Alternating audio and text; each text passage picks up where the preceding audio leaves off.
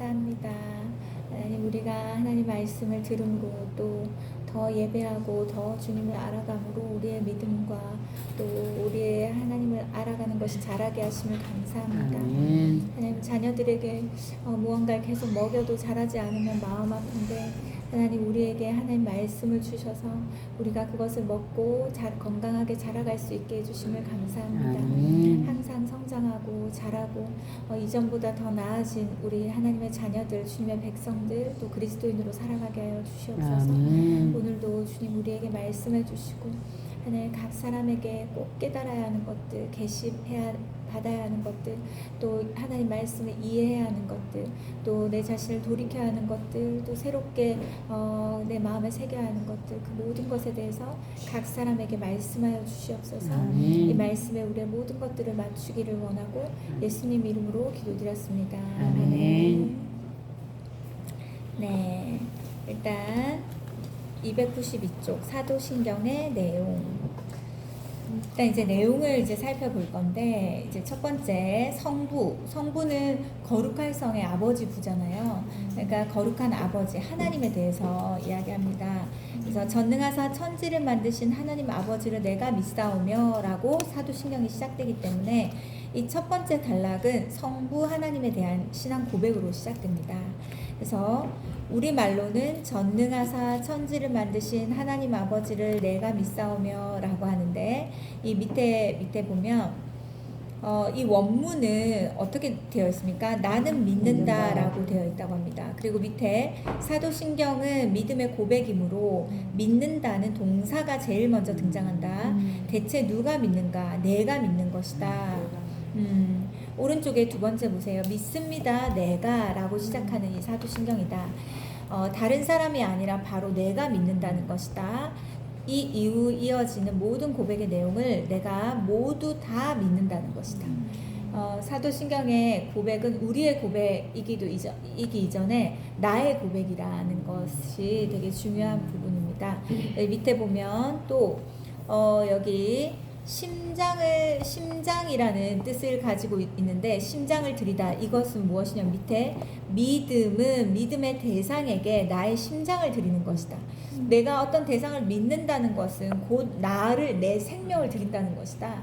내 심장을 내 머리부터 발끝까지 중에 가장 중요한 부분, 우리가 심장이라고 하잖아요. 그쵸? 사지가 멀쩡해도 심장이 멈추면 모든 게 멈춰집니다. 그래서 여기 보면 믿음의 대상을 내가 믿는다라고 말하는 것은 나의 심장을 내 믿음의 대상에게 드립니다 라고 말하는 것과 같다. 네, 그리고 이 말은 바꾸어 말하면 내 생명을 드리는 것이 바로 믿음이다. 내 생명을 드리는 것이 믿음이다. 믿음은 단순히 말로만 고백하는 것이 아니다. 믿음은 믿음의 대상이 나의 생명보다 더 귀하게 나의 생명을 드리는 것이다. 그렇죠? 우리가 교회에서 봉사하고 섬기는 이 모든 것들을 다 통틀어 만약에 누가 돈을 줘서 한다 하면 하겠어요? 못합니다. 못해요.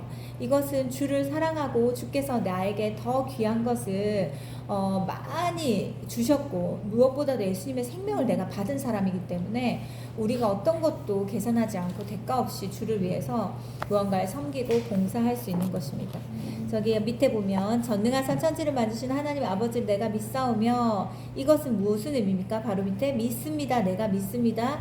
나의 심장을 하나님께 드립니다 라는 심정으로 고백하는 것이다. 그때부터 사도신경의 의미가 달라질 것이다. 밑에 보면 내가 믿는데 무엇을 믿는다는 것인가?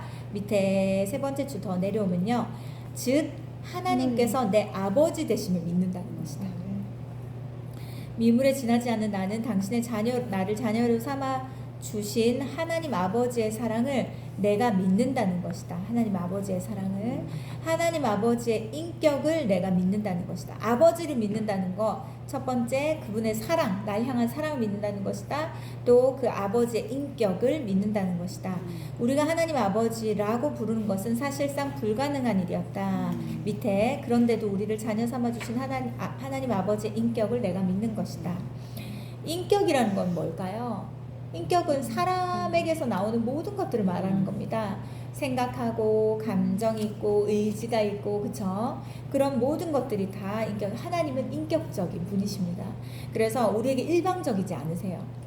그리고 우리의 모든 것들을 존중하시고, 하나님은 친절한 분이시고, 그렇습니다. 그래서 하나님의 사랑, 나를 향한 하나님의 사랑과 하나님께서 첫 번째는 하나님 내 아버지신 것과 두 번째는 그 아버지의 사랑이 나에게 있다라는 것과 그 다음에 그 하나님의 인격적인 분이라는 것을 우리가 믿는다라고 말합니다.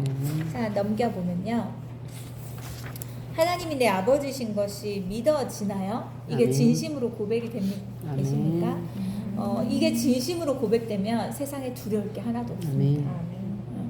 그래서 왜냐하면 우리의 부모가 엄청난 억만장자라고 하면 부자라고 하면 그 부모만 생각해도 뭔가 마음이 든든하잖아요. 그런데 그 억대를 넘어서 온 세계 온 우주의 주인이신 하나님께서 내 아버지라는 것을 알 때 그 모든 불안과 불신과 그 염려와 두려움과 걱정과 근심은 사라지게 됩니다.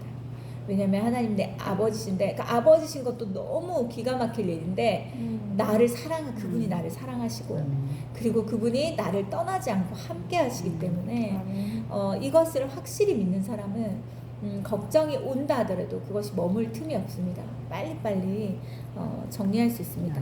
자, 맨 위에 보세요. 하나님께서 내 아버지 되심을 내가 믿는다는 것은 또 내가 이미 그분의 자녀가 되었음을 재확인하는 고백이다. 그 고백을 통해 나의 정체성을 재정립하는 것이다. 이 하나님의 자녀라는 것은 우리에게 굉장히 중요한 정체성입니다. 나의 정체성을 바르게 정립함으로써 내 삶의 방향이 분명해진다. 우리가 하나님 아버지를 내가 믿습니다라고 고백할 때마다 이미 하나님의 자녀된 나의 정체성을 재확인한다면 우리는 결코 옛삶을 답습할 수 없을 것이다. 사람은 그냥 하나님 없는 사람은 그냥 혼자잖아요. 가족들도 어렸을 때는 부모가 내게 모든 걸 해줄 수 있을 것 같지만 커서 보면 부모가 굉장히 약한 분들이라는 걸 알게 돼요. 세상에 의지하고 기댈 수 있는 존재가 없다라는 것을 알게 됩니다. 결혼을 하면 남편에게 의지하면 모든 것이 편안할 줄 알았는데 남편도 내가 생각하는 것만큼 강하지 않습니다. 그리고 연약함들이 많아요. 세상은 혼자예요. 혼자. 그쵸? 가정을 가지고 있으나 남편이 있으나 자녀가 있고 부모가 있으나 철저하게 혼자입니다. 그런데 이때 우리가 하나님이 내 아버지신 것을 알고 하나님만이 내가 변하지 않고 온전하시고 불완전하지 않으신 그 하나님이 내 아버지시고 그 하나님을 내가 믿고 그 하나님의 내가 자녀라는 것을 알 때 이것은 너무 쉽고 너무 간단한 거지만 엄청난 사실이에요. 그렇죠? 우리가 연약해도 우리 자녀들을 끝까지 책임지잖아요. 그것처럼 우리가 연약한 우리도 내 자녀에게 그런 마음을 가지고 있는데 하나님 아버지는 어떠실까를 생각해 보세요. 그러면 우리를 그냥 내버려 두지 않으십니다. 결코. 그래서 우리가 하나님의 자녀라는 이 정체성은 너무너무 중요한 거예요. 그리고 꼭 기억하세요. 우리의 자녀들도 내 자녀이기 이전에 하나님 아버지의 자녀다. 내 자녀, 내 소유, 내 것이라고 생각할 그때부터 우리는 엄청나게 자녀들을 통해서 넘어질 일이 있고 자녀들은 내 욕심으로 마음을 채우는 도구로 사용되고 얼마나 자녀와 부모와의 관계가 불행해진지 모릅니다. 그런데 내 자녀는 나의 자녀이기 전에 하나님 나에게 잠시 맡겨주신 것이고 내 자녀이기 전에 하나님의 아들이다. 하나님의 딸이다. 그리고 좀 분리하세요. 자녀들과 분리가 필요합니다. 우리 한국 부모들은요 자녀들에 대한 애착이 너무 강해요. 집착이 너무 강합니다. 그리고 자녀들의 그 학벌과 이렇게 되어지는 성공 있잖아요. 그것에 모두 다 어떤 분은 그러더라고 미쳐 있다고. 한국 엄마들은 모두 다 미쳐 있다. 자녀들의 성공에. 왜 그런 줄 아세요? 자녀들의 성공이 곧 내 노후기 때문에 그런 거예요. 그런데 요즘 자녀들이 그렇게 합니까? 안 그래요. 이제는 옛날 사고방식의 그 자녀들이 아니에요. 부모들과 자신의 삶을 분리합니다. 자신이 즐길 건 즐기고 부모는 부모이고 자기 할 도리는 다 하지만 부모와 자신의 삶을 깊이 연관 지으려고 하지 않습니다. 그러지 않은 아이들도 있지만 근데 우리가 언제까지 자녀를 성공시켜서 그 자녀의 성공을 통해서 내가 내 노후를 보장받고 이렇게 살아가면 안 됩니다. 자녀도 하나님의 아들이고 딸이고, 나도 하나님의 딸이고, 내 남편도 하나님의 아들. 그래서 우리 모두는 누가 책임지는 것입니까? 하나님. 우리가 바라보고 의지하고 기댈 대상은 하나님. 내 거라고 생각하기 시작하면요, 얼마나 눈 밖에 나는 행동들이 많이 보이는지 다 마음에 들지 않아요. 이것도 마음에 들고 저것도 마음에 답답하고 막 성에 차지 않습니다.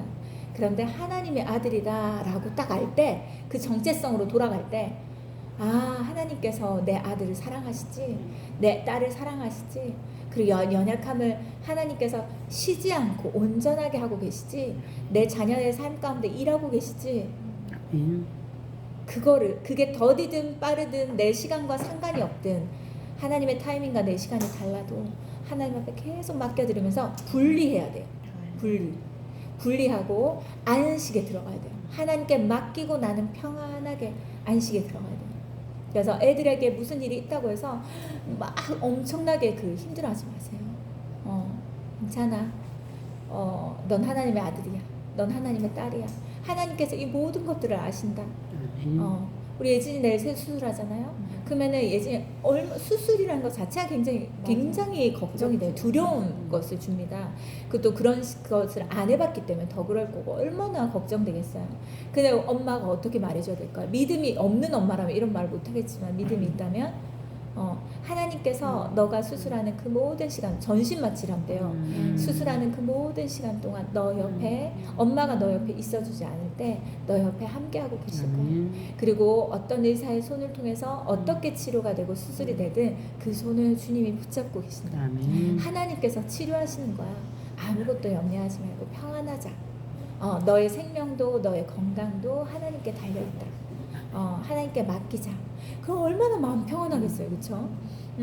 그런 것이 분리, 자녀로서의 정체성, 이것들이 되게 필요합니다. 아니면요, 만약에 뭘로 우리가 불안할 수 있을까요? 건강에 대해서 불안할 수 있습니다. 두려워할 수 있어요. 그러면 건강에 좀 적신호가 오면 어떡하지 얼마나 발을 동동 구르면서 힘들어하는지 모릅니다. 만약에 돈에 대해서 부족함이 있어요? 그러면 어떡하지 아무튼 돈을 벌 수 있는 방법이라면 뭐든지 할 수 있겠죠. 여러 가지로 불안해서 막 움직이게 됩니다. 그것은 믿음도 아니고, 그때 자신을 돌아보세요. 내가 하나님의 자녀라는 거에 대한 믿음이 있게 움직였는가? 그걸 잊어버리고 있었는가? 우리는 항상 이 정체성으로 돌아가야 돼요. 난 하나님의 딸이다. 내 자녀들은 하나님의 자녀다. 그리고 내 남편도 그를 세우시는 권능이 주께 있다. 이 히브리서 말씀에 있잖아요. 그를 세우시는 권능이 주께 있다. 내 남편을 세우실 분도 하나님, 내 자녀를 세우실 분도 하나님. 그것에 대한 믿음이 있다면 우리가 평안할 수 있어요. 항상 안식에 들어갈 수 있습니다. 보여지는 것에 영향받지 마시고, 반응하지 마시고, 보이지 않지만 지금도 성실하게 일하고 계시는 하나님 앞에 우리가 믿음으로 평안하게 반응했으면 좋겠어요. 네, 우리 이제 중간에 보면 중간쯤에 전능하사 찾으셨어요. 전능하사 천지를 만드신 하나님 아버지를 내가 믿사오며와 같이, 이 라틴어 원문으로 보면 이렇게 밋밋하지 않다. 원문은 나는 하나님 아버지를 믿습니다. 전능하신 하나님 아버지를 믿습니다. 바로 천지의 창조이신 하나님 아버지를 믿습니다. 이게 훨씬 더 마음에 와닿아요. 그쵸? 원문의 그대로 뜻을 해보면 나는 믿습니다. 계속 나옵니다. 그렇죠? 천지를 창조하신 하나님 믿는다는 거 왜 중요한 줄 아세요? 천지를 창조할 때 누굴 만들었습니까? 사람을 만들었잖아요. 온 천지를 만드시고 마지막 날에 사람을 만드셨습니다. 그쵸? 여기 보면 다 모태신앙이 없으시네요. 그쵸? 다 나중에 믿으셨어요. 어렸을 때 교회를 다니면 이것부터 배우거든요. 온 천지를 하나님께서 온 세상을 하나님 만드셨다. 그리고 나를 만드셨다. 이게 있어요. 그쵸? 근데 이게 왜 중요할까요? 이것이 우리의 정체성과 연관이 있습니다. 사람을 하나님 만드셨다. 사람을 만든 대상이 하나님이시다라는 것을 알 때, 여기에서부터 모든 게 시작되고 모든 것들이 풀리기 시작합니다. 실타래가 풀립니다. 왜일까요? 사람을 하나님 만드셨기 때문에, 우리 새신자반에서 배웠잖아요. 사람이 하나님께 만드셨기 때문에 그 사람이 어떻게 살아야 행복한지, 무엇을 위해 살아야지 기쁜지, 어떻게 살면 힘들고 괴롭고 고통스러운지를 모든 것을 주님이 다 아시는 거예요. 아멘. 왜냐하면 사람을 만드신 분이 하나님이시니까. 그렇다면 나를 만드신 분이 하나님이에요. 그렇다면 나에 대해서 모든 것들을 다 알고 계신 분이 하나님. 그렇죠? 내 자녀들이 만날 배우자를 위해 만약에 기도한다 쳐요. 그럼 어떻게 할까요? 내 자녀를 만드신 하나님, 내 자녀에게 어떤 사람이 맞는지를 가장 잘 알고 계신 하나님, 하나님께서 내 자녀에게 정말 맞는 사람을 만나게 해주세요. 내 자녀들의 연약함은 그것은 채워줄 수 있고, 내 자녀들의 좋은 점은 개발해줄 수 있는 그런 사람 만나게 해주세요. 근데 이것에 대한 믿음의 근거가 무엇입니까? 사람을 하나님 만드셨다. 내 자녀를 하나님 만드셨다. 그렇죠? 우리의 태에 이 생명을 불어 넣어주신 분이 하나님이시잖아요. 넣어주신 분이 하나님. 그래서 이 사실은 너무너무 중요합니다. 신앙생활 하는 데 있어서. 밑에 보세요. 우리를 당신의 자녀 삼아 주신 하나님 아버지는 우리 육신의 아버지와는 다르게 전능하시다. 전능. 그뿐 아니라 천지의 창조자이시다. 온 땅을 만드신 분이요. 창조는 없음에서 있음을 가능하게 하는 것이다. 그렇죠? 사람 중에서 그것이 가능한 사람은 아무도 없다. 어떤 신도 이걸 가능하게 하는 신은 없습니다. 그리고 없음에서 있음을 가능하게 할 수 있는 분은 전능하신 하나님 아버지 한 분뿐이다. 이 구절을 고백할 때마다 없음에서 있음을 가능하게 하신 내 아버지 하나님을 바르게 인식한다면 지금 나에게 주어진 상황이 어떠하든지 조금도 문제가 되지 않는다. 이거에 대해서 믿으세요. 천지를 창조하신 하나님 아버지께서 보시기에 지금 나에게 그 상황이 반드시 필요하기에 그 상황을 주셨기 때문이다. 이게 중요합니다. 천지를 창조하신 하나님께서 보시기에 지금 나에게 이 상황이 필요하기에 그 상황을 주셨다. 하나님을 믿는다면서도 자신이 원하고 꿈꾸는 상황을 만들기 위해서 인생을 허비하지 말라. 나 중심으로 내 욕심과 내 욕망을 이루기 위해서 인생을 낭비하지 말라는 거예요. 어차피 그렇게 해도 허무하고 어차피 그렇게 해도 내 마음이 채워지지 않고 진정한 행복을 얻을 수가 없습니다.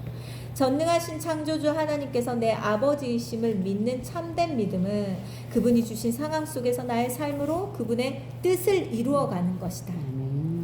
하나님 아버지에 대한 우리가 진정한 믿음이 있다면 내 삶을 통해서 하나님의 뜻을 이루고 나를 이 땅에 보내신 목적을 이루고, 우리가 이 성수자반 끝나고 저걸 하잖아요. 성수자반 끝나고 그다음 뭐죠? 사명자반 하잖아요. 사명자반 끝나면 목적이 이루는 삶, 목적이 이끄는 삶, 그것도 할 거예요. 그러면은 뭘까요? 우리는 다 목적을 가지고 이 세상에 태어났다는 거예요. 그 목적을 알 때 우리는 그때서야 진짜 살아있는 느낌, 진짜 행복함을 느낄 수 있다는 거죠. 그렇죠? 저기 그 시네라 아시죠? 시네라. 네. 제가 시네라가 저에게 약간 멘토 같은 그런, 나 혼자 그렇게 생각하고 있어요. 왜냐면 너무 모든 것들이 배울 점이 너무너무 많아요. 크리스찬으로서. 근데 그 시네라가 한 간증과 말씀 중에 그 얘기가 있더라고요. 자신은 무엇을 위해서 연기를 하면서 행복하다고 느껴본 적이 없대요. 연기는 일인 거지. 내가 할 수 있는, 하나님이 나에게 하라고 하는 진짜 나에게 딱 맞는 일이 있을 건데 그게 뭘까 했을 때 뭐인 줄 아세요? 시네라는 아이들을 사랑하는 거. 아이들. 그래서 입양을 했잖아요. 그쵸? 근데 또 입양하는 사람들이 일으키기도 한데 또 하나가 뭐냐면 지금 무슨 일을 하고 시작했냐면, 이 아이들은 가정이 필요하잖아요. 고아들도 고아원이라는 기관과 단체가 아니라 가정이 필요하니까 위탁 가정을 연결하는 그 일들을 하더라고요. 그래서 이 아이가 몇 살이 될 때까지만 가정이라는 울타리에 있게, 그래서 그거에 대한 재정을 지원하고 여러 가지를 지원함으로 그냥 가정이 되어달라고, 이 아이의 가정이 그 일을 앞장서서 하고 있더라고, 그 단체 안에. 근데 우리나라에 그 무슨 단체가 있는지 모르잖아요. 근데 그런 마음이 있는 사람, 내가 아이들을 다 분가시키고 다 내보냈는데 아기를 키우면서 사랑해주고 싶다, 그런 사람들 있을 수 있잖아요. 그러면 내 호적에 들어오는 내 자녀가 되는 게 아니라 위탁받는 거예요. 그냥 내가 키우는 거죠. 왜냐면 그 고아원에서 애기들 키우면 제대로 젖병도 해줄 수 없고, 그쵸? 애들이 손이 너무 미쳐지지 않으니까. 아무튼 그런 일을 해요. 근데 그때에 몸이 아무리 힘들어도 너무 행복하대요.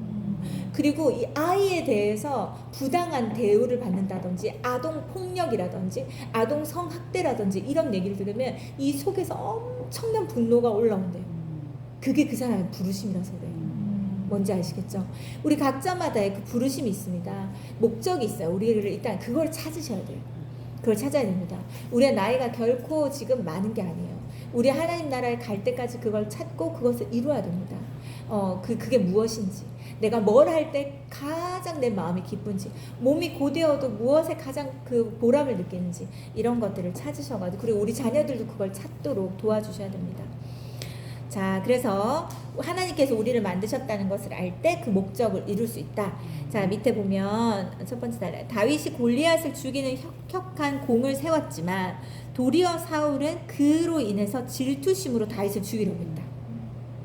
다윗이 말하자면 영웅이 되었을 때, 영웅이 된 그때로부터 이제는 사울은 그 다윗을 죽이려고 하고 자신의 죽음의 위협 가운데 계속 있게 됩니다. 다윗은 어쩔 수 없이 그 10년 동안 사울 왕의 칼날을 피해서 도망다녀야 했다. 그러나 그는 한 번도 그 상황에서 뛰쳐나가려고 하지 않았다. 이게 신기하지 않아요? 왕이었잖아요. 얼마든지 신하들을 시켜가지고 사울이 잘 때 얼마든지 죽일 수 있었어요. 그런데 그렇게 하지 않습니다. 다윗은 철저하게 자기 힘으로 문제를 해결하려고 하지 않습니다. 그래서 이 부분이 굉장히 중요합니다. 그래서 밑에 보세요. 다윗은 주어진 상황 속에서 매일 하나님의 뜻을 실천하기 위해서 최선을 다했다. 다윗은 바로 그 상황 속에서 하나님께서 당신이 원하시는 대로 자신을 새롭게 빚고 계심을 알았다. 나에게 주어진, 하나님께서 나를 기름 부으셔서 내가 왕이 됐는데 왜 내가 이렇게 사람들이 나를 죽이려고 합니까? 이렇게 원망하지 않았다는 거예요. 이 모든 상황에서 하나님께서 나를 만지고 계신다. 나를 빚고 계신다. 내 안에 하나님의 뜻이 이루어질 수 있도록 주께서 일하고 계신다. 이것을 신뢰했다는 거죠. 그러므로 전능하신 창조주 하나님께서 내 아버지이심을 믿는 그리스도인은 어떤 상황 속에서 있든지 그 상황에 휩쓸리거나 침몰해서는 안 된다.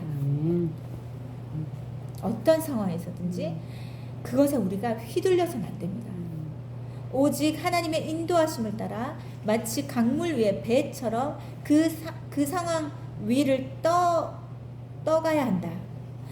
내가 믿는 하나님 아버지는 없음에서 있음을 가능하게 하신 창조자이시기 때문이다. 그리고 우리가 어떤 것을 걱정할 때 마치 하나님이 그걸 모르는 것처럼 걱정해요. 하나님이 죽으신 것처럼, 하나님이 살아계시지 않은 것처럼, 하나님 계시지만 무능한 것처럼 우리가 막 그렇게 반응합니다. 발을 동동 구르고. 그렇게 하는 것이 불신앙입니다. 불신앙. 잠깐은 그럴 수 있어요. 근데 빨리 정신 차려야 됩니다. 빨리 제자리에 돌아와야 돼요. 아, 하나님 내 아버지셔. 나 하나님의 딸이지. 하나님 나를 이렇게 두고 보지 않으셔. 하나님 다 생각이 있으세요. 그쵸? 자, 밑에 보세요. 그래서 사도신경에서 하나님 아버지에 대한 신앙 고백은 이것이 전부다. 천지를 창조하신 하나님, 전능하신 하나님, 그 하나님께서 내 아버지심을 믿다는 것을 믿는 것 외에 무슨 고백이 더 필요하겠냐. 이 한 구절만 평생 제대로 믿어도 우리 삶을 달라질 것이다. 그래서 내 문제를 내 방법으로 해결하지 않고 내 아버지 되시는 하나님께 맡겨드리는 것, 이것은 자녀로서의 특권이에요. 이걸 뭐라고 합니까? 우리가 하나님 자녀가 되었고 아버지께 내 모든 것을 맡겨드리기, 이걸 뭐라고 합니까? 기도입니다.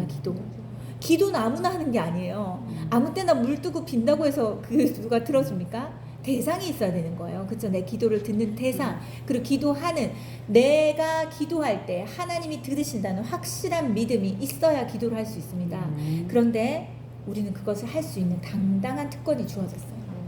하나님 아버지라고 말하면 그때부터 우리에게 귀 기울이시는 거예요. 우리가 부르지 않아서 주께서 반응이 하지 않으신 것이지. 자, 두 번째 성자입니다. 성자는 거룩할 성 아들 자. 그래서 거룩한 아들 예수 그리스도에 대한 것입니다. 그 아들 우리 주 예수 그리스도를 믿사오니 라고 되어 있는 성령을 잉태하사 동정을 마련하시고 쭉 나옵니다. 두 번째 단락은 성자 하나님께 대한 고백이다. 그 외아들 우리 주 예수 그리스도를 믿사오니, 이거 원문으로 뭐라고 되어 있냐면 그 밑에 끝 단락을 보세요. 즉 나사렛 예수께서 그리스도 구원자이심을 내가 믿는다는 것이다. 나사렛 예수께서 예수 그리스도께서 내 구원자라는 것을 나는 믿는다라는 것을 고백하는 겁니다. 구원자는 무엇으로부터 구원입니까? 죄로부터 구원. 근데 우리는 죄로부터 구원 받았어요. 그 다음은 무엇에 대한 구원입니까? 우리 모든 어려움들에 대해서 주께서 구원하실 수 있다. 우리를 건지신다 말씀하십니다. 어려움이 없지만 그 어려움 가운데서 우리를 건져내시는 하나님의 우리와 항상 함께하고 계십니다. 그 다음으로는 뭐라고 얘기합니까? 밑에 한 두 번째 더 내려오면 하나님의 유일한 아들이심을 믿는다라고 되어 있어요. 맨 밑에서 두 번째 줄 보세요. 예수님께서 하나님의 유일한 독생자이심으로 하나님의 모든 것, 하나님 나라의 모든 것이 바로 예수님의 것이다. 그래서 예수님께서 오른쪽에 성자 하나님이시고 우리는 예수님 안에서 하나님의 모든 것을 믿고 누릴 수 있다.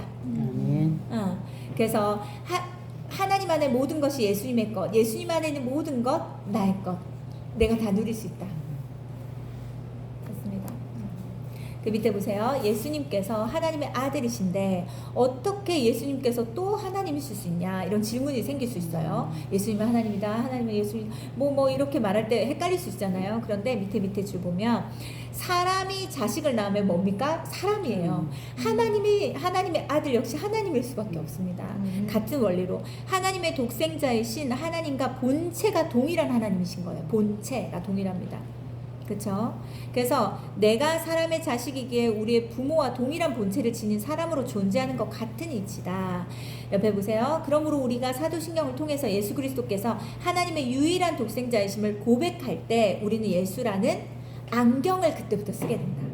그 다음에 하나님의 독생자이신 예수님께서는 우리에게 하나님을 보게 해주신 안경이다.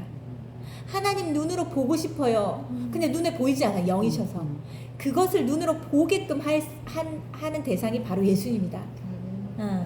그래서 보이지 않는 하나님께서 당신이 어떤 분인지 보여주시기 위해서 인간에게 주신 안경인 바로 독생자 예수님이다. 그래서 우리는 예수님을 통해서 하나님 뵐 수 있고 알 수 있고 말씀을 들을 수 있고 또 하나님과 인격적인 관계를 맺고 심화시켜 갈 수 있다. 그래서 예수님이 나온 영화들 있잖아요. 그거 많이 보는 거 되게 추천해요. 예수님이 근데 어떤 영화에서 예수님을 진짜 우리 죄를 위해서 돌아가시고 이런 거에 포커스가 맞춰지지만 또 어떤 거더라, 어떤 영화에는 제가 찾아가지고 올려드릴게요. 한번 가정에서 자녀를 같이 보시면 좋을 것 같아요. 어떤 영화에서 예수님을 굉장히 인격적으로 표현했어요. 아기를 보면서 사랑스럽게 막 바라보고 계시고, 그리고 아픈 사람이 있을 때 너무 불쌍히 여기시고, 이런 것들이 그 영화에 표현됩니다. 근데 보면 우리가 그 복음서를 묵상할 때 그게 얼마나 그 마음에 와닿는지 몰라요. 이 글자로 보면 입체적이지 않잖아요. 근데 말씀으로 영화를 만든 그걸 보면 굉장히 입체적으로 예수님이 보여집니다. 그리고 그 예수님을 만나고 경험하는 게 굉장히 좀 더 쉬워져요. 그래서 그런 영화를 보고, 왜냐면 그 얼마나 기도하면서 수많은 영적 전쟁을 치르면서 그 영화를 만들거든요. 그러니까 믿는 사람들이 그렇게 복음을 전하기 위해서 만든 것이므로 보면 좋을 것 같아요. 자, 그리고 여기 보면 그 다음은 여기 두 번째 줄 내려오면 그분이 우리의 주님이심을 믿는다는 것이다. 우리의 주님이시다. 우리의 주님이라는 첫 번째 의미는 무엇이냐면 내가 예수 그리스도를 내 인생의 주인으로 모신다는 것이다. 주님이라고 말하는 거, 예수님이 우리의 주인이시다 이거잖아요. 그래서 내 마음의 보좌에, 우리 아이들 캠프 때 간증한 거 다 들었는지 모르겠지만 민재 간증에 그게 나와요. 내 마음의 보좌에, 의자에 지금까지 내가 앉아 있었는데 내가 내려오고 예수님이 그 자리에 앉아 계시도록 했다. 이런 것들이 있습니다. 이 보면 그게 바로 주님이라고 부르는 사람들. 말로는 주님이라고 부르는 호칭만 주님이야. 자기가 주인 되어서 마음대로 살고 있으면서. 그거는 아니에요. 그렇죠? 첫 번째 A는 내 인생의 주인을 예수님으로 모신다는 것이다. 종은 인격이 없다. 주인의 인격으로 살기 때문이다. 종은 자기 재산도 자기 의견도 자기 시간도 없다. 자신의 모든 것은 실은 다 주인 것이다. 우리 주 예수 그리스도를 내가 믿습니다라고 하는 고백은 내가 그분을 내 인생의 주인으로 모시고 철저하게 그분의 종으로 살아가겠다는 것이다. 내가 그분의 종으로 살아가는 거에 대해서 불편한 마음이 있으십니까 혹시? 있으세요? 우리가 주인 되어서 살아갈 때 우리가 얼마나 불행하고 우리가 얼마나 죄와 욕심에 질질 끌려서 살아갈지 모릅니다. 그 주인이 선하면요, 그 종은 얼마나 행복한지 모릅니다. 그쵸? 그 주인이 종을 사랑하면 그 종은요, 그 주인의 평생 종이 되어도 행복한 그 종의 삶을 살아갈 수 있어요. 우리가 그렇습니다. 우리가 종이지만 주인이신 예수님이 우리를 너무너무 사랑합니다. 그쵸? 우리의 삶 가운데 주인 되셔서 주인 되려고 하는 건 내가 너를 주도할 거야, 내가 너를 이끌 거야, 넌 내가 시키는 대로 조종당해야 돼, 이게 아니에요. 내가 너의 삶을 가장 행복한 길로, 가장 선한 길로 이끌어 줄 거야. 나를 따라오면 돼, 내가 앞장설게, 나만 따라오면 돼, 이겁니다. 그래서 오해 없이 주인에 대한 개념을 이해할 필요가 있습니다.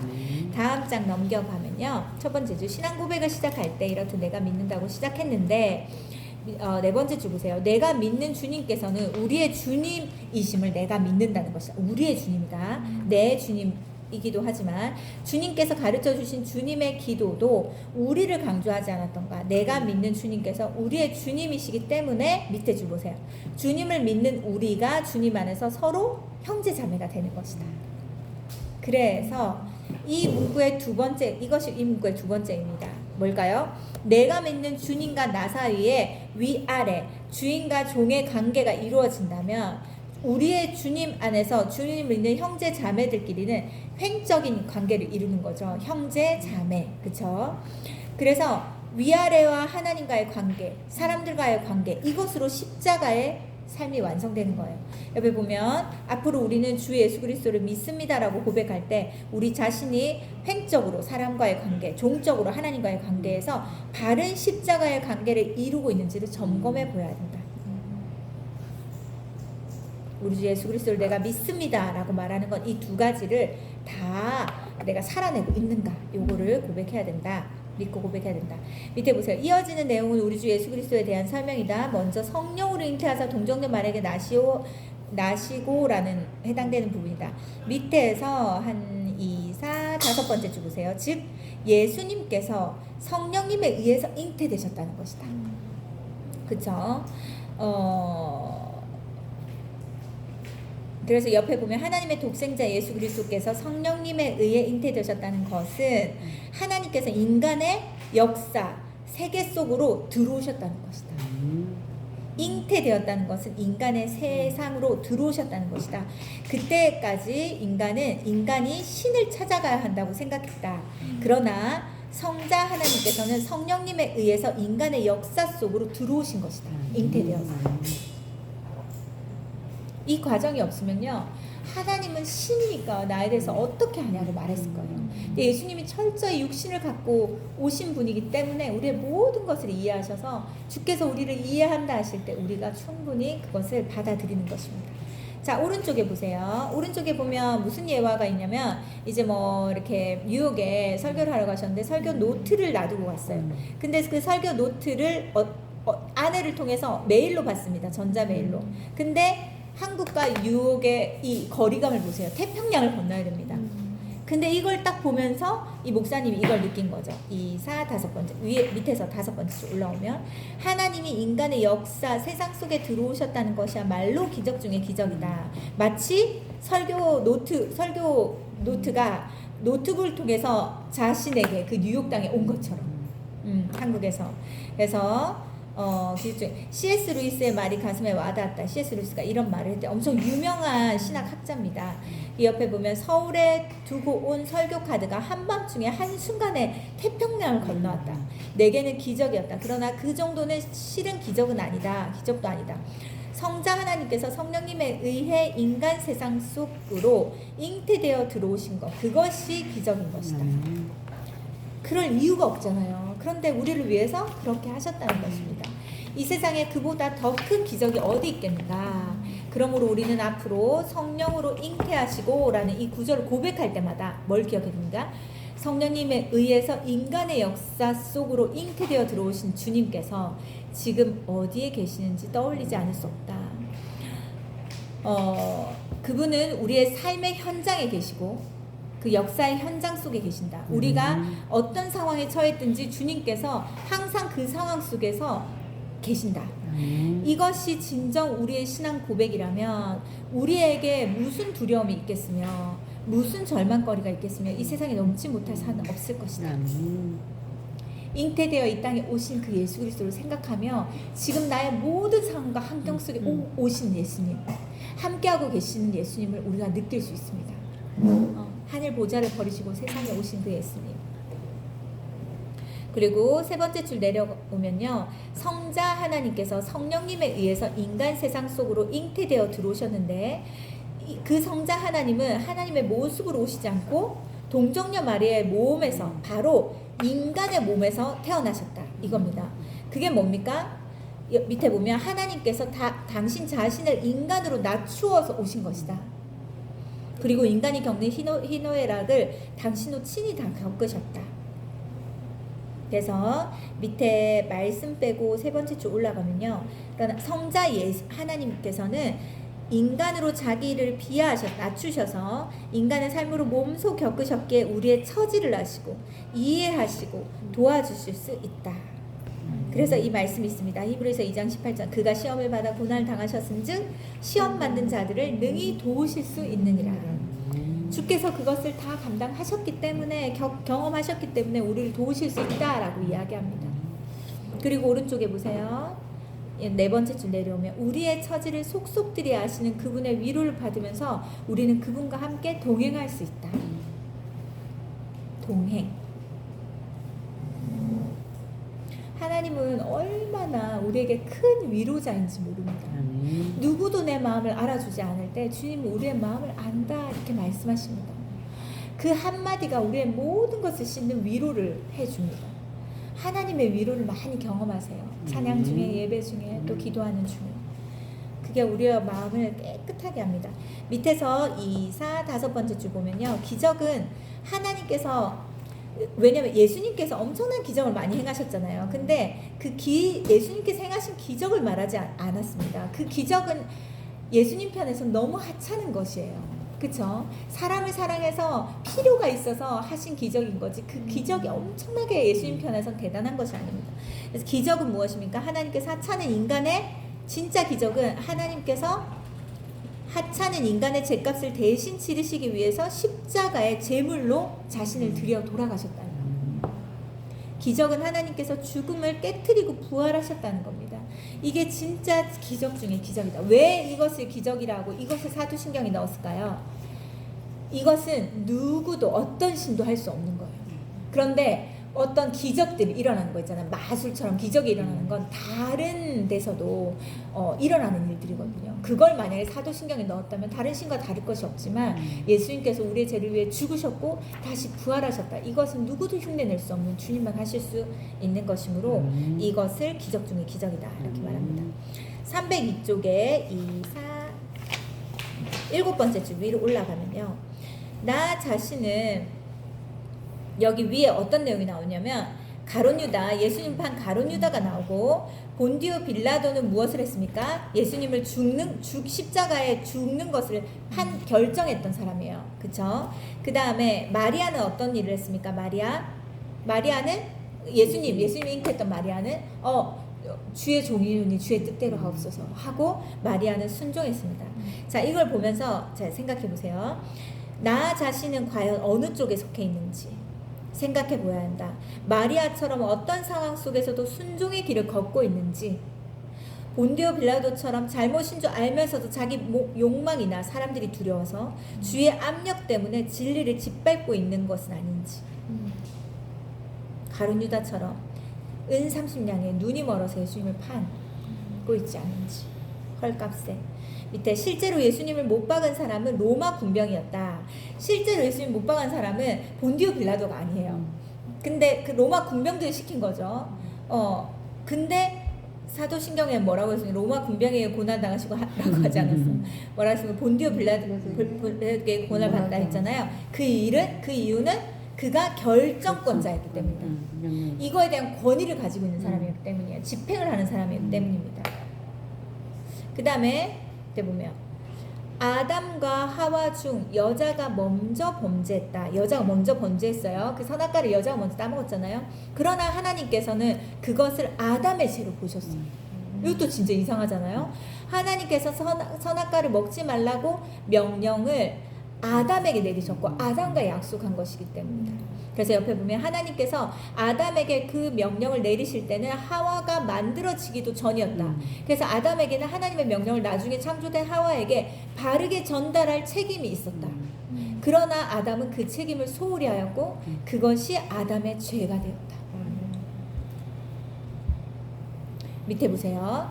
그래 본디오 빌라도 마찬가지였다. 그는 예수님 못질 한번 하지 않았는데 지금 2000년 동안 본디오 빌라도 나는 그 생각해봤어요. 본디오 빌라도의 후손들이 있을 거잖아요. 와 이게 얼마나 불명예스러울까 이런 생각이 들더라고요.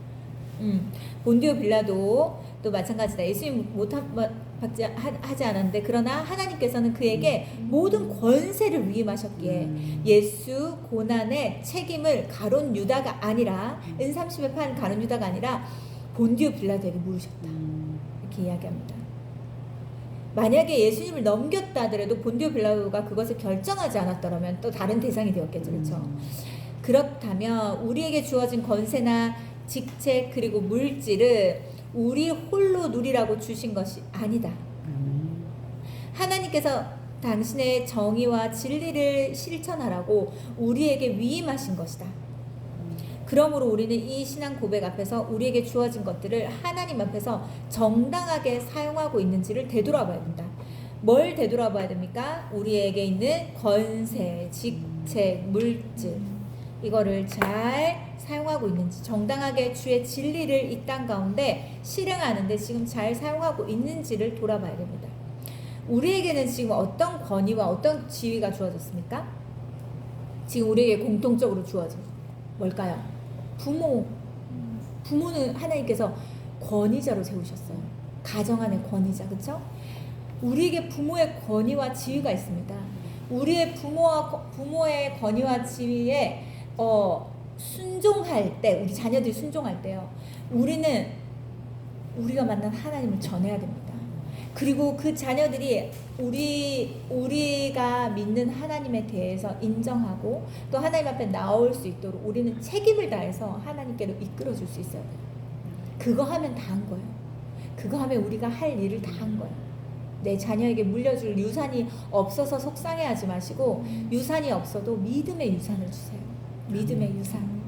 그러면 하나님으로부터 내 손으로 주는 것보다 더 많은 것들을 누릴 수 있습니다. 그래서 아무튼 우리에게 주어진 부모의 권위, 또 우리에게 어떤 물질이 있습니다. 그렇죠? 물질도 우리가 주의 뜻대로 잘 사용하고 있는지, 주께서 원하시는 곳에 잘 사용하고 있는지를 생각해야 되고, 또 교회 안에서 섬기고 봉사하다 보면 직책이 주어집니다.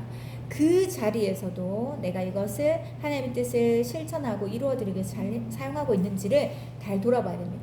그렇죠? 자, 그 다음에 밑으로 내려와서 세 번째 줄 더 내려오면요, 예수님께서는 순식간에 목숨을 잃는 참수형보다 더 큰 고통을 당하셔야 했다. 왜일까요? 십자가에 예수님은 참수형이 아니라 사도 바울처럼 참수형을 당하지 않고 십자가에 못 박혀 돌아가셨습니다.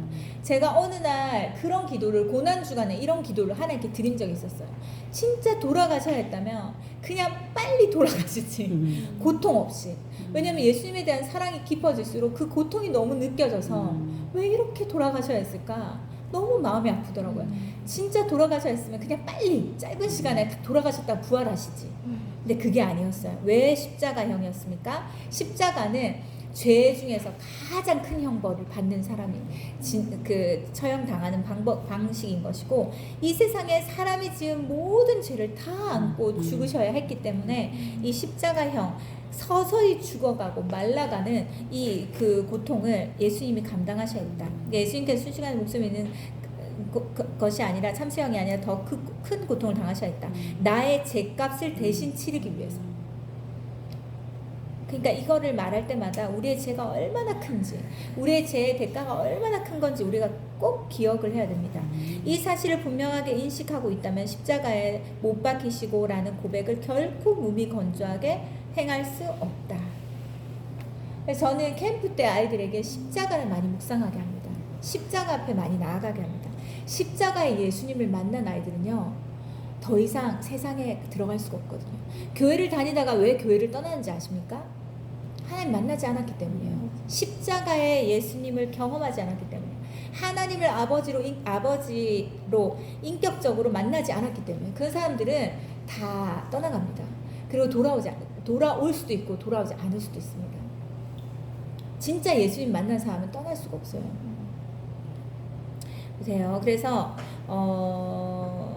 자, 밑에 구속이라는 게 무슨 뜻이라고 했죠? 영어 단어로 뭐뭐 한 상태를 이루는 것이라는 게 구속이라고 합니다. 밑에 보면 나를 위해 십자가에서 당하신 예수님의 아픔과 고통이 나와 한 상태를 이루어서, 나와 같은 상태를 이루어서 나의 아픔과 고통이 될 때 비로소 나는 그분 안에서 바른 삶을 살 수 있다.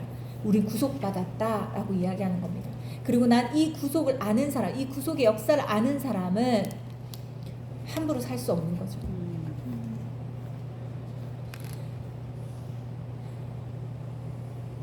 제가 이 십자가의 사랑을 경험하고 하나님 앞에 가장 먼저 고백했던 것이, 제가 이제 나를 위해서 평범하게 살 수가 없습니다 이었어요. 왜냐하면 이게 얼마나 큰 사랑인지, 큰 은혜인지를 알았기 때문에. 그래서 밑에 보세요. 우리는 십자가에 못 박히시고 라는 신앙 고백을 통해 매번 이 사실을 확인하는 것이다.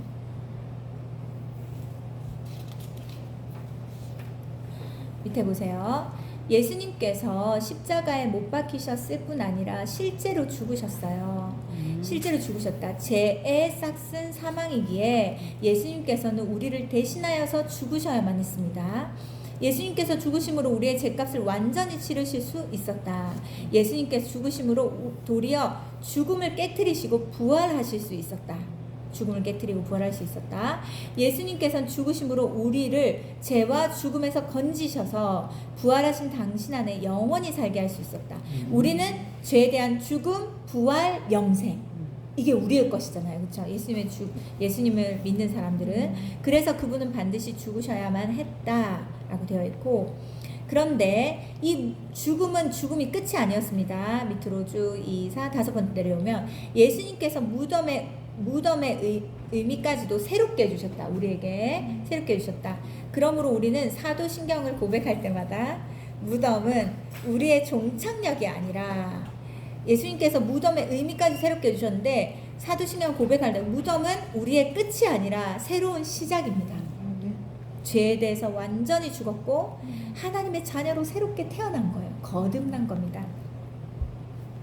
자, 그리고 이제 그 다음에 나오는 내용이 음부에 대해서 나옵니다. 음부가 원래 원어의 그 뜻은 뭐냐면, 음부에 내려가셨다. 이것은 무엇이냐면 지옥으로 내려갔다라는 걸 말합니다. 지옥으로. 이거 갖다 주는 거 꼴까시다. 못 말랐는데 어떻게 알았어? 자, 지옥으로 내려가셨다라는 말합니다. 근데 이거는 왼쪽, 오른쪽 넘겨보세요. 또 306쪽, 307쪽까지 그냥 쭉 읽어보면 됩니다. 지옥으로 내려갔다 오신 것이 맞다라는 것을 증명하기 위한 여러 설명들이에요. 근데 뭐 그냥 한번 다 읽어보시면 되고, 308쪽을 보세요. 이걸 이해하는 것이 왜 중요한지에 대해서만 우리는 알면 되니까 2, 4, 6에 7 번째 줄 보면 사도신경에서 찾으셨어요? 308쪽 308쪽 사도신경에서 보이나요? 네. 사도신경에서 이 문구는 대단히 중요한 의미를 가진다. 이 지옥으로 내려가셨다. 이걸 말하는 겁니다. 하늘에 계시던 성자 하나님께서 인간의 몸을 입으시고 이 땅으로 내려오셨다. 그분의 몸은 이 땅에서 십자가에 못 박혀 돌아가셨지만 그분의 영은, 몸은 돌아가셨지만 그분의 영은 지옥에 내려가셨다. 그리고 사흘째 되는 날 다시 부활하셔서 하늘로 승천하셨다. 이게 말이 안 되는 것 같으면서 말이 되는 게 뭔지 아세요? 죄의 싹슨 사망입니다. 죄를 지으면 지옥에 떨어져요. 우리의 죄를 가지고 십자가에서 죽으셨다면 예수님은 죄가 없으시지만 우리의 죄에 대한 대가임으로 예수님께서 지옥에 내려가시는 건 마땅한 일인 거예요. 그게 그게 이게 뭐지? 그 입증이 안 된다면 우리의 죄는 지옥으로 인해서 처리되지 않은 거예요. 그 대가가 지불되지 않은 것입니다. 사망으로. 그리고 사흘째 되는 날 다시 부활하셔서 하늘로 승천하셨다. 그 결과 천상과 천하 그리고 지옥 이 모든 세계가 온전히 그분의 통치권 속에 들어가게 되는 것이다. 그리고 밑에 보세요. 만약 예수님께서 돌아가셔서 지옥에 내려가시지 않았다면 그곳은 예수님의 통치가 미치지 못하는 곳임을 의미할 텐데 이 세상 어느 곳이라도 예수님의 통치에서 벗어난 곳이 있어야 어떻게 그분이 벗어난 곳이 있어서야 어떻게 그분이 시간과 공간을 초월한 유일한 구원자가 되겠는가? 그렇다면 예수님께서 지옥에 내려가신 이유는 무엇인가? 이유는 무엇인가? 여기 밑에 보면 말씀 중간에 보세요. 그 빌립보서 말씀에 굵게 된 거 보면 하늘에 있는 자들과 땅에 있는 자들과 땅 아래에 있는 자들로 모든 무릎을 예수 이름에 꿇게 하시고 모든 입으로 예수 그리스도를 주라고 시인하여 하나님 아버지께 영광 돌린다 했잖아요. 여기에서 딱 아래가 바로 지옥이라는 명령입니다. 모든 만물의 주인이시다. 예수님께서 통치하신다. 이걸 말하는 거죠. 그래서 밑에 보면 여기에서 하늘에 있는 자들은 이미 세상을 떠나 천국에 이른 사람들, 땅에 있는 자들은 살아있는 우리들, 그리고 땅 아래에 있는 자들은 죽은 뒤 지옥에 간 사람들을 일컫는다. 하나님께서는 예수 그리스도를 그들 모두를 위한 구주로 세우셨다. 구원자로 세우셨다. 이처럼 성경은 예수님의 통치가 하늘이나 땅에만 국한된 것이 아니라 지옥에까지 확장되어 있음을 분명히 밝혀주고 있다. 그래서 여기 보면 베드로전서 말씀을 보면 육체로는 죽임을 당하시고 영으로는 살리심을 받으셨으니 라고 말할 때 이 지옥에서 완전히 이제 그 부활하신 걸 말하는 거죠. 나오신 거죠. 밑에 보면 예수님께서 불의한 자를 대신하여 십자가에서 돌아가신 것은 우리를 하나님 앞으로 인도하시기 위함이었다. 이 구원 사역을 위해서 십자가에 못 박히신 예수님의 육체는 죽임을 당하셔서 시신이 무덤 속에 안치되어 있었다. 그러나 그분의 영은 살아나셨다. 그렇죠? 그래서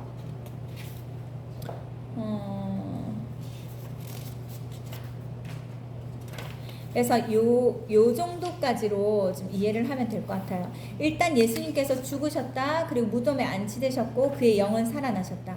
예수님 지옥을 갔다 오셨다. 그렇지만 그러기 때문에 땅 아래, 땅 위, 하늘에 있는 모든 통치권이 예수님께 있다. 이건 것입니다. 네, 이렇게 이해하고 다음 시간부터 310쪽 하면 되겠습니다.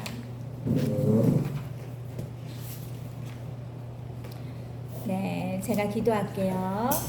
하나님 아버지 감사합니다. 주님께서 예수님을 통하여서 우리에게 하신 모든 일들을 우리가 더 자세히 또 원문의 그 뜻을 보면서 더 마음에 깊이 새겨 이것이 나의 고백으로 하나님 앞에 고백할 때 더 진심으로 더 마음을 다해서 고백하게 되게 하심을 감사합니다.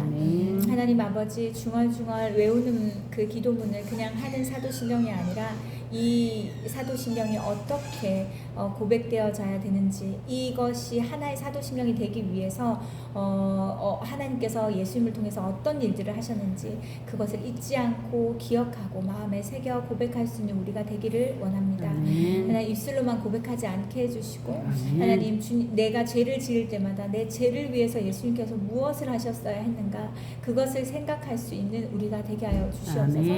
하나님이 우리의 아버지 되셔서 감사하고 아버지로 우리가 부를 수 있게 해주셔서 감사하고 또 우리를 자녀 삼으셔서 기도라는 이 특권을 우리에게 주심으로 하나님 전능하신 하나님 아버지 앞에 우리가 하고 싶은 모든 말들을 다 할 수 있게 해주셔서 감사합니다. 내가 하나님의 자녀라는 이 정체성 하나님이 내 아버지시라는 것 이것에 대해서 잊지 않게 해주시고 우리가 어떤 어려움과 문제와 상황과 어려운 환경 속에 있다 할지라도 그것을 기억해내므로 그 하나님에 대해서 모든 하나님께 모든 것들을 맡기고 하나님에 대해서 기대하고 또 신뢰와 소망을 얻을 수 있는 우리 모두가 되게 하여 주시옵소서. 아멘. 하나님 감사합니다. 예수님 이름으로 기도드렸습니다. 아멘.